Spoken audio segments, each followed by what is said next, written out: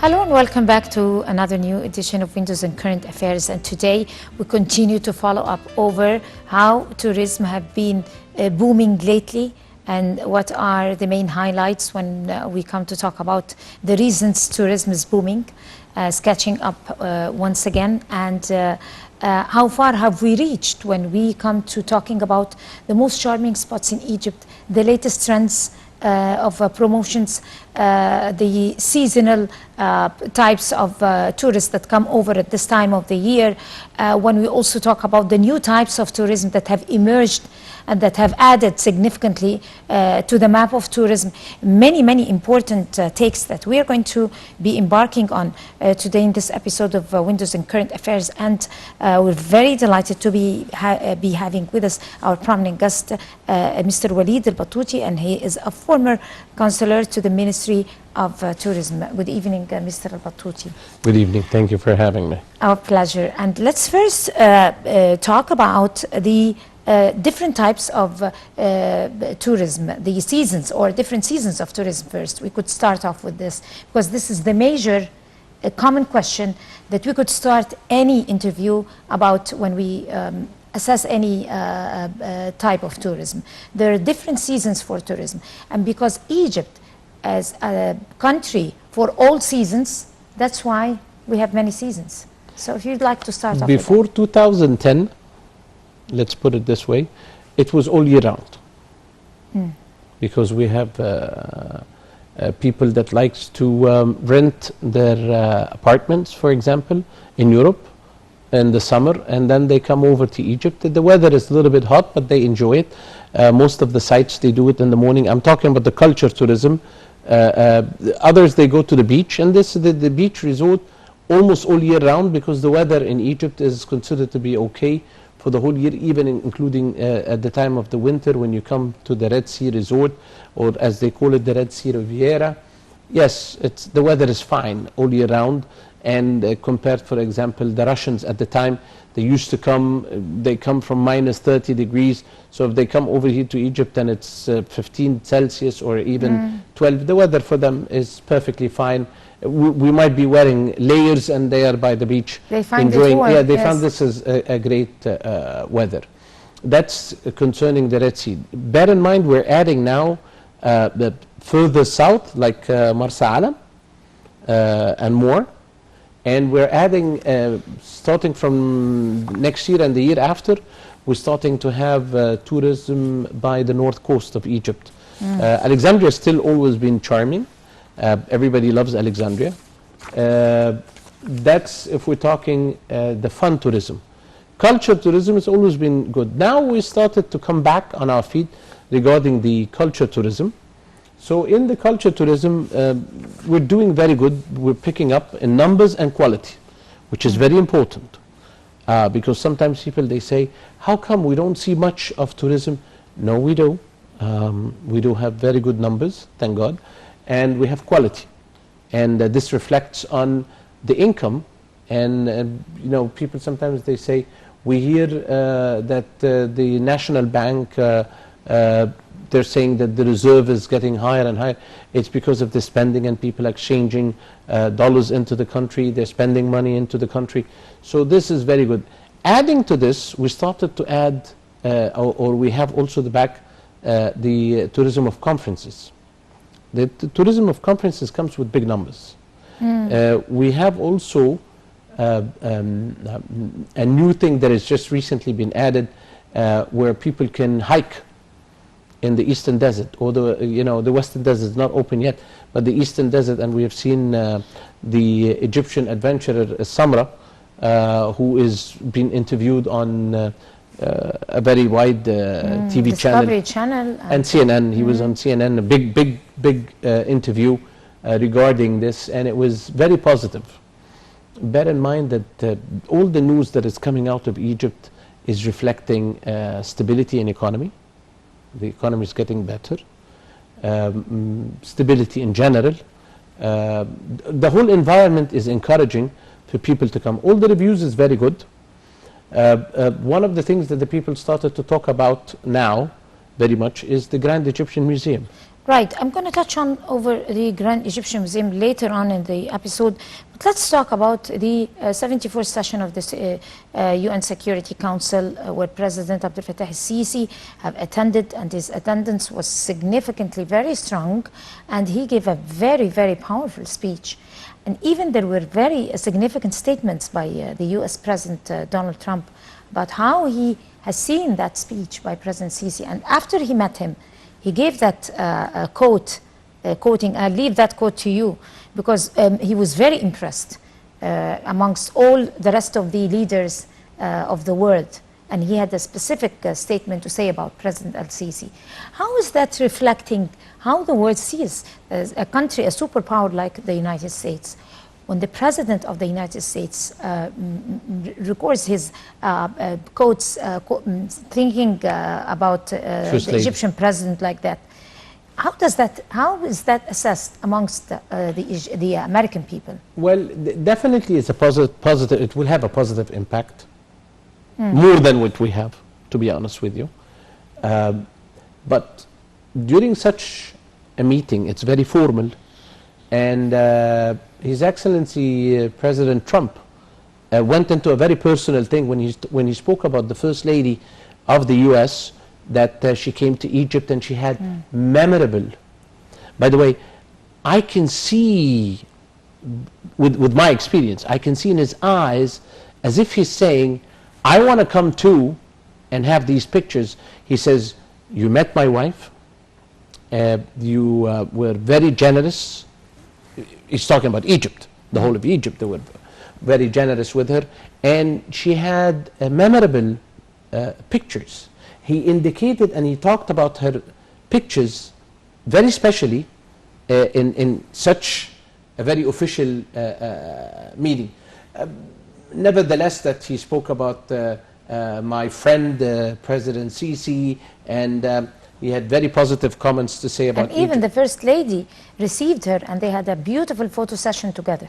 Yes, and when she went to the pyramid, she was met by His Excellency, the Minister of Antiquity, Dr. Khalid Al-Anani, and Her Excellency, Minister of Tourism, Dr. Rania Al-Mashat.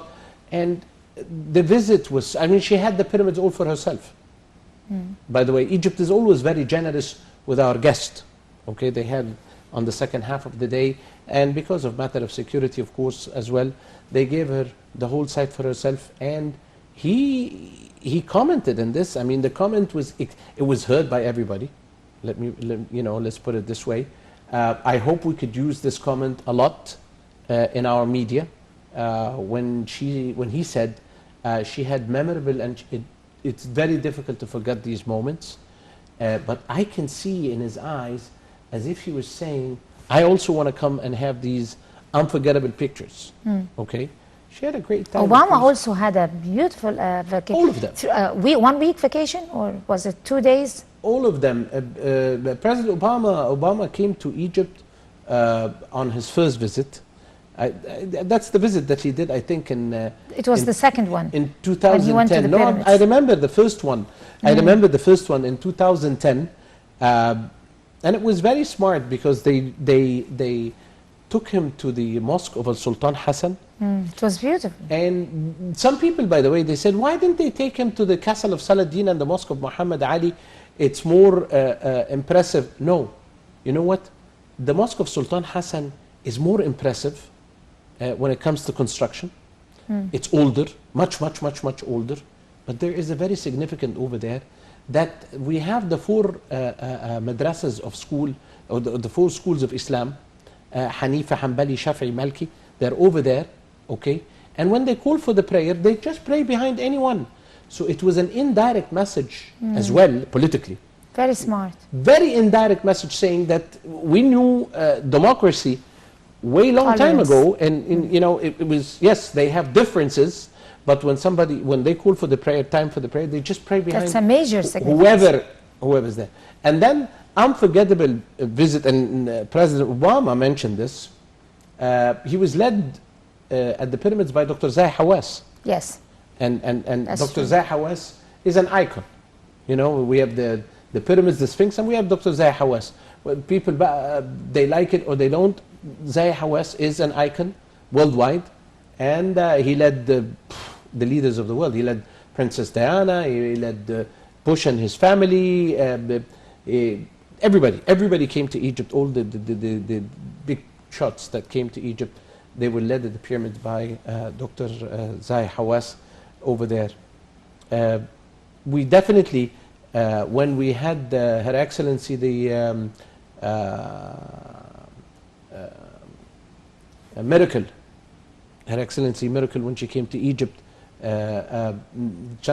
Consular Miracle, when she came to Egypt, President Sisi hosted a dinner by the Sphinx and the pyramid, and when she stood and she had just the Sphinx and the pyramid with the lighting, she couldn't hide how very impressed, and the impact came as the German market came strongly back to Egypt, you know. So we're using our soft power. We're using of our course, soft not tools. mentioning Will Smith, Beyonce, I was his guide. and I Lady guided Diana him. Spencer earlier, before, way before. I guided Will Smith when he came to Egypt. Already had the most beautiful photo sessions, and very also iconic. And Egypt was very smart, I have to say. I remember that it was not in his plan to visit the Cairo Egyptian Museum at all. At all. And it was just over the moment. You suggested that. I suggested that. I spoke to His Excellency Minister of Tourism at the time. I was working with him. And he says, give me a minute. And he spoke with the Minister of Interior and the head of the Tourism Police and His Excellency Minister Khalid Al-Anani, the Minister of Tourism, because they had to take the permission of the police officers who was in the museum that this was their break time. And they were very generous. Immediately they said, yes, we'll have them. Because, you know, they have a break time before they open for the afternoon session. And the idea was to have Will Smith between 4 and 5, between 4 and 5:30 or 4:30 and 5:30. So we just to give him this special hour. They had those snapshots. It was with my phone. But you know what? Since you suggested this and it worked and it was so quick but very innovative, it was the best promotional campaign for the Egyptian Museum by that time and for Egypt. And you know, imagine the its best credit promotion went viral all over the world. But you know, the best promotion is what? Because he was given from 4:30 to 5:30 only. He asked his staff to go out and buy tickets. They paid. You know, the middle one was free, gift from the Egyptian government. But he asked his staff to go out and buy tickets because he wants to stay more. And when his head of security told him, they're going to open the doors of the museum and people are going to come, he said, I'm perfectly fine, I'm safe. I was standing there, he said this word, honest and swear to God, he says, I'm perfectly fine, I'm safe. I just want to enjoy it. And he went on, and he left the museum 7:15 or 7:20. So he spent some extra time because he was enjoying himself.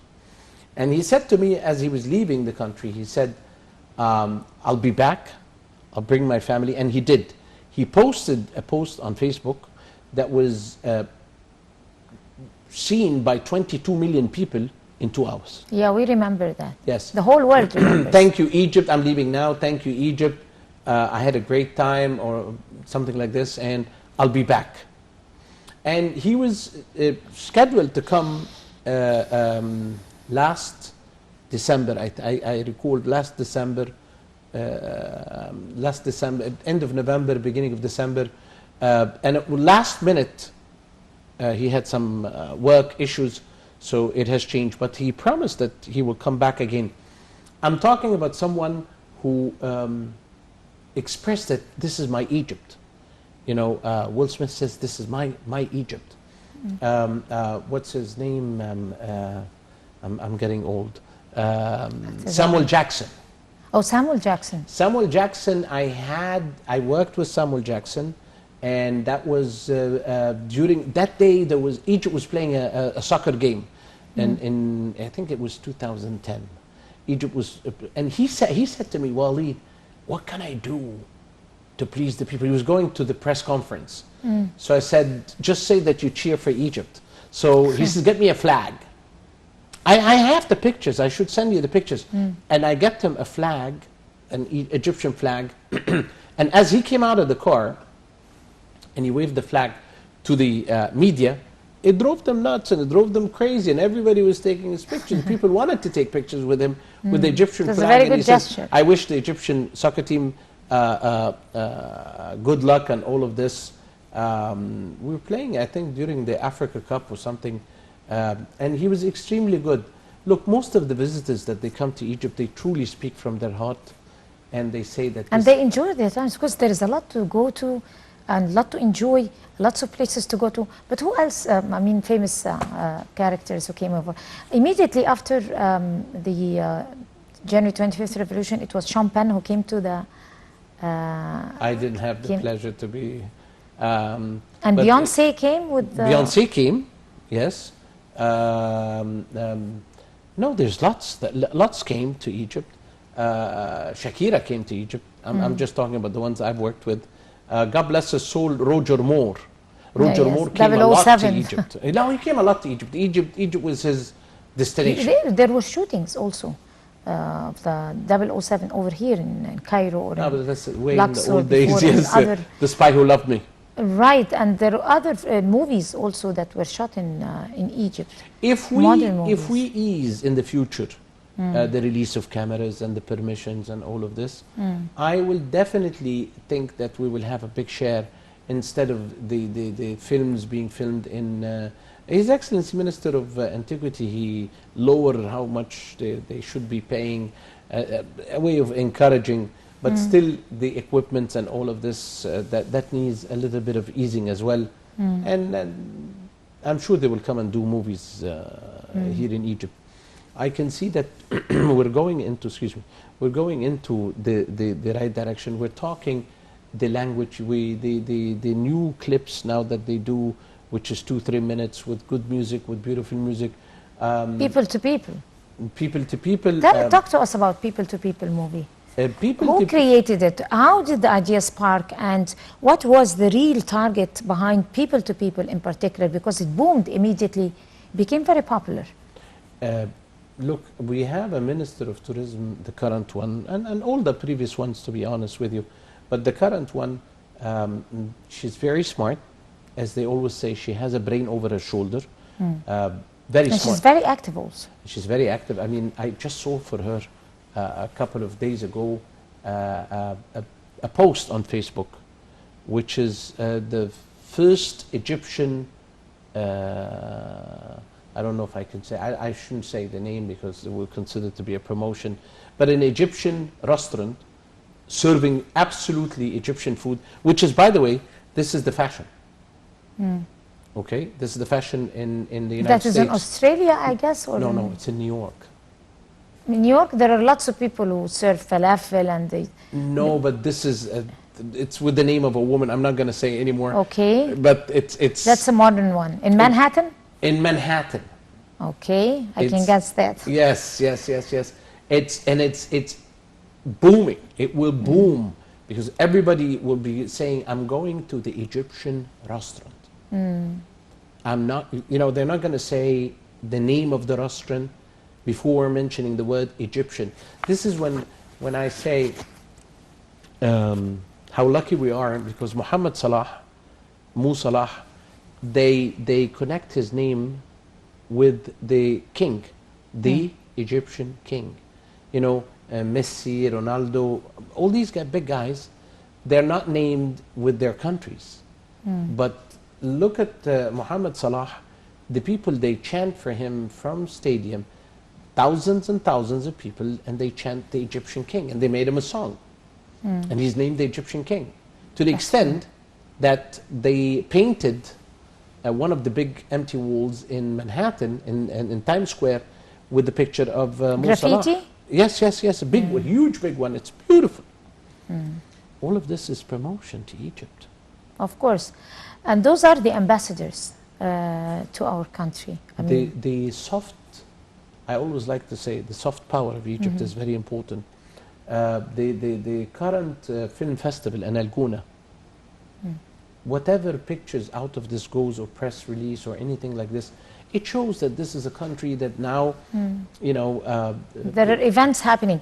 But talking about people like Mo Salah and significant women and significant events and initiatives that are really very sophisticated and civilized, these work as ambassadors to our country, because this is the contemporary promotional campaigns, the modern one, when it comes to promoting for a country. Of course, 1/3 of the world monuments is something huge, but when we promote for our country in that way with someone like Mo Salah, different age stages and different people, sectors of society, all that, it counts. 100%. Look, I do, every time I get invited to a wedding, whenever I'm available and I go, I like to post a live video. And people sometimes they say, why? Why? Because I have lots of foreign friends who, our timing when we're doing a wedding in Egypt, it's daytime for them. So when they see Waleed is live, then they go and look. And then they see men in tuxedos and women dressed nicely and different dresses and people celebrating and fancy hotels and you know, fancy food, and people are having a great time that maybe they don't have the same luxury over there, but it tells them that this is, you know, a beautiful thing. And now every now and then I throw a video when I go to Nubia, because that's another world. A beautiful destination. And I add a music to it. I recently did Sunset on the Nile. I was on an unbelievable dahabiya. It's the best on the Nile, to be honest with you. It's a beautiful, unbelievable dahabiya. So I went on the deck and I was all by myself, and we were sailing, because in this one we can't say cruising, we were sailing, and we put up the sail, and it was with the sunset, with the music, with the people having their drinks and having the peanuts of Aswan and the olives and of Siwa. All of this makes everyone, I want to have this experience. I want to have this experience. And the spices and everything. And everything, if you can use the little tools that you have, but we have to be cheerful. We have to always bring cheerful things, nice things. When you go to Abu Simbel and you see a great reflection of the sun on the face of Ramesses II, why not? When now the Ministry of Antiquity did an unbelievable smart thing, is that they said any tourist can take any picture with his phone, cell phone, inside the tombs. It used to be by ticket. Now no, it's free. Okay? What we're missing is we should have Wi-Fi, free Wi-Fi on sites, because people shoot immediately on the social media and show their friends and post, and they could do lives as well. You know, when someone goes live and all his friends sees how great time is he having. Look, I work with a company that I would like to share this with you. Today is not, our job is different. We're not just taking the people to the pyramids. Not talking, I was going to embark on this. My second question to you was about the agency that, some of the agencies that you work with, and the type of work, valuable, very special lectures that you give to tourists on their request. I mean, that different type of service that is given to tourists when they come over. And I was really amazed by the topics that you were telling me before we go on air. You said you talked about women in Egypt. You said you talked about very, very interesting issues that come to the interest of people, and culturally speaking, besides, of course, the history. And it's related to history also. 100%. When you work with someone who loves Egypt, so he gives you the tools that also impresses the people. So yes, I do work with a company that part of the things that we do three, me and my colleagues, of course, all of us, we do 3 lectures about women in Egypt since beginning of history up till today. And the topic is open. I mean, you talk about Egyptian women, Queen Hetep the mother of Cheops, Queen Hatshepsut, Nefertari, Nefertiti. You know, you talk about the women in ancient Egypt, and then all the way coming up till today. And you mentioned, of course, that we have 24 cabinets in Egypt, or 24 ministries of Egypt. 8 of them is women, and they're all with PhDs, and they're all... and one of them is orchestrating 2 ministries. And one of them, yes, you're right, orchestrating 2 ministries, yes, yes. And they're all very bright women and very intellectual. This is something, and then we have Q&A, and then they ask anything that they want to know about women in Egypt, and then they totally change their mind completely about the preconceived ideas that they come with. They go back with an absolute different one. We talk about the Nile. We have a lecture about the Nile. And of course, you know, you explain how important the Nile is. Of course, all of us, we're going to add a couple of words that has been said during the United Nations Summit. Of course, the Nile is life to Egypt. We talk about, we have... What else do you talk about? We have one about women in Egypt, we have the Nile, and we have medicine in ancient Egypt. People like to know. And what is the things that we use up till today? You know, when someone has a cut and they put the coffee, you know, things like this. It's very interesting. And then we have a lecture about hieroglyphic. We teach them how to write their names. It's fun. They enjoy it. And we teach them how to write their name in Arabic. We have another lecture about Arabic, and we teach them how to write their name in Arabic, and we teach them few words in Arabic, Assalamu alaikum, and we explain what it is and everything. And we have one about backgammon, because they always ask, when we're driving with the buses and you're sitting up, sometimes they see the people playing the backgammon. So we tell them the story and what happens and how they hit the thing, and you know, sometimes friends could have big fights over this. So there's lots of other things. And then we have lunch and dinners on the tables with the people. We mingle. And when we mingle with them, we talk about anything that they want to know. And you find people are becoming very friendly, very interested. They ask about marriage, they ask about divorce, they ask about dowry, they ask about adoption, they ask about military service in Egypt, they ask about healthcare, they ask about the inheritance, whatever. They're interested in our nation. Of course, of course. Egypt has always been very interesting. I always say Egypt is a country that makes history, and then the world teach it in schools. Right, that's true. But then we see that probably the contemporary music, the very popular music to the youth now in the United States and in Britain and in Europe generally, but in the United States, comes from Africa. The beat. And the most sophisticated songs come from some of the songs that were really taken by Roger Waters from Pink Floyd. It was from Baleed Hamdi. You get some segment of music by Baleed Hamdi. And some of the composers, they take some lyrics from the Egyptian, by great composers here in Egypt or composers in South Africa.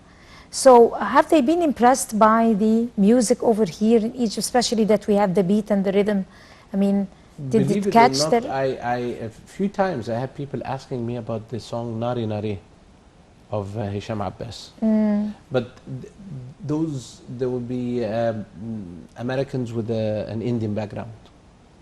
How did they how they know about it, I don't know. But they ask about it. So they are impressed generally with the folklore? No, they like to listen to it, and it's fun. Bear in mind also, in one of the things now, we bring a Nubian folkloric show on board the ship to the clients to perform. And this always brings the subject about the Nubians and their culture and their tradition and how impressive it is. And you can tell stories, okay? Bear in mind that the Nubians are very impressive, very polite, very cheerful, very honest. which is a very important thing as well. Very clean. Uh, People like to go and visit the Nubian village. Maybe in 2000, it was maybe somebody would like to go and see it. I've heard about it. Now it's a must. Everybody wants to go to the Nubian village, and the Nubians are very proud of their culture. Adding to this now, they go to a school, a real school, kindergarten or elementary school, and they visit the class. Sometimes they do donation, right?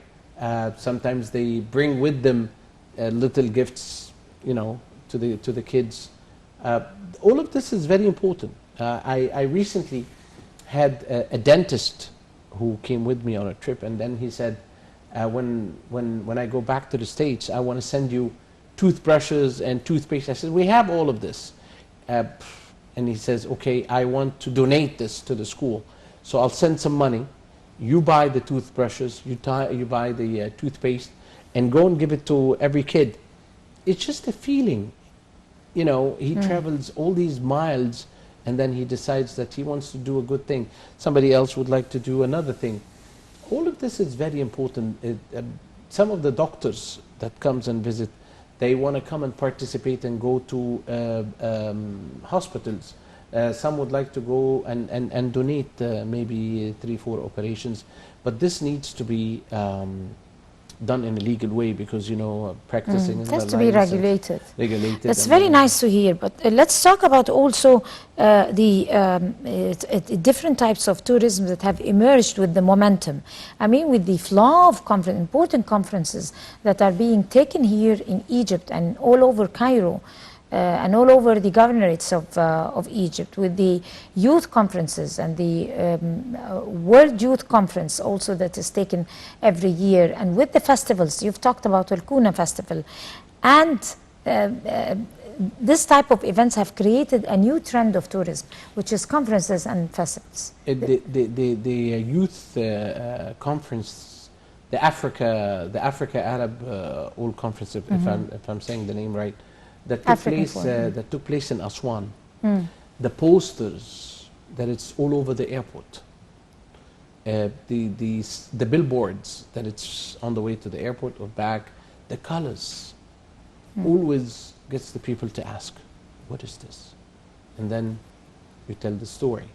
Sometimes you tell them, I'll Google it for you and show you the song that they did. Okay?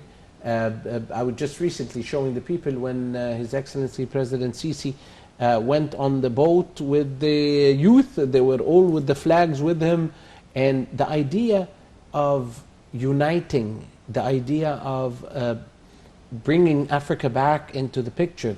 You've seen in His Excellency's speech in the United Nations when he mentioned that Africa needs a permanent seat, and Africa has been coming forward. Everything has been put. I'm very optimistic, as you. We all are. So I think we have a very good season ahead of us. Inshallah. Inshallah, of course. The Grand Egyptian Museum. Again, I go back to the song. Remember, the song was aired during the opening of the Suez Canal, the second one, Egypt's gift to the world. It's very much suitable to the Grand Egyptian Museum, because the Grand Egyptian Museum is Egypt's gift to the world. Before we touch on the Grand Egyptian Museum, we need to talk about investment tourism, because it's also something that is worth talking about. Investment tourism is becoming, is taking a huge space when it comes to the touristic map. And it's a type of tourism that is not only a tourism in its own sense, but also it involves investment. Explain to us how. Look, when you have stability, the foreign companies would like to bring their own money and make their own boats. And that's already been happening. Some of the big names, they brought their own money and they started to make their own cruise ships on the Nile with the top-notch touches in the world. Everything is high tech, everything is the best furniture, the best equipments, kitchens. I cannot tell you how good it is. The food is unbelievable. Food is very important. Gastronomy. Yes. It's very important. So, and by the way, we do a class, cooking class. Egyptian cuisine? Egyptian cooking class. We bring the... But who is the teacher? You are the teacher? No. The chef. The chef of the boat. And No, the chef speaks but great you should English. be an expert with Egyptian food also. No, the chef speaks beautiful English and he explains the kushari. And he teaches them and he makes it right in front of them, and they have a printed recipe and everything. Yes. And as well as the falafel. Okay. Very delicious. As well as the baba ganoush, because this is one thing they always ask for, and hummus.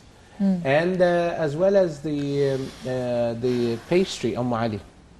Really? Yes, and people love it. And they do it, and then they taste it. So it's their work, and it's tasty, and they like it. Plus that we always have an Egyptian night, and people dress in the Egyptian galabiyas, and it's great. I promise my next trip I will bring you a video of the galabiya night. Please. And how people, they dress in the galabiyas and they put a makeup and they go to the Egyptian buffet and they enjoy it. And if somebody has anniversary or this is a honeymoon, and we bring them a cake and we show them the Egyptian celebration. Amazing life. It's amazing life. I mean, this environment. I bet you want to come with us on one of the trips. Of course. If it's going to be very soon, I'm all ready. We have, but the problem is, knock on wood, thank God, it's fully booked. Alhamdulillah.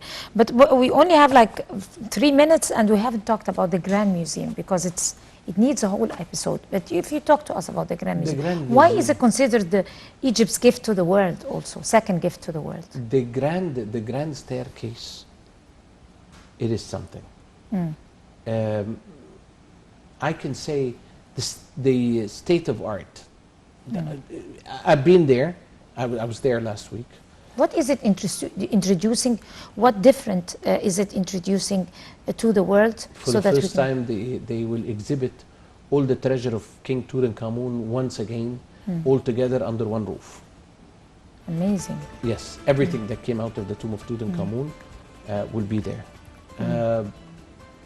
The amazing thing, to be honest with you, the restoration. How the Egyptians were able to restore things were done 3,300 years ago. King Tutankhamun dates back to 1352 BC. So that's almost 3,300 years ago. And the Egyptians were able to restore what was done and fix it as if it was done yesterday. Bear in mind that Howard Carter in 1922, when he found the objects of Tutankhamun, he put a wax on them. The Egyptians now managed to remove the wax and fix everything, restore it, and it's going to be all coming back. Something very impressive. I wish you would have the chance to go and do a few documentaries. We will be doing that very soon. Not one. You will not be able to do one. Not at least, not minimum of 6, 7, 8 big ones. Really? Yes. One of the main important thing is the human factor. The Japanese, who works with hand by hand with the Egyptians, they have commented, and a few times I've heard this. They say this is the great work of these people, and the people over there, they're doing magic. And I've heard that a few museums around the world asked to borrow these Egyptians, those Egyptian experts, experts to go and work on some of the objects that they have. Lots of things. Grand Egyptian Museum will be something unbelievable. It's not just a museum. It will be an institution, because they have lots of other things, and there's new things coming. I don't know if I'm allowed to speak about it or not. Maybe if we have new discoveries from... Every day new discoveries. Well, if we have a big thing that was found or will be found soon. Soon. It will come. And promises that we are going to have the news first, the breaking news first. If they allow us, definitely 100%. Hopefully, inshallah. Nile TV International, we owe a lot to this TV channel.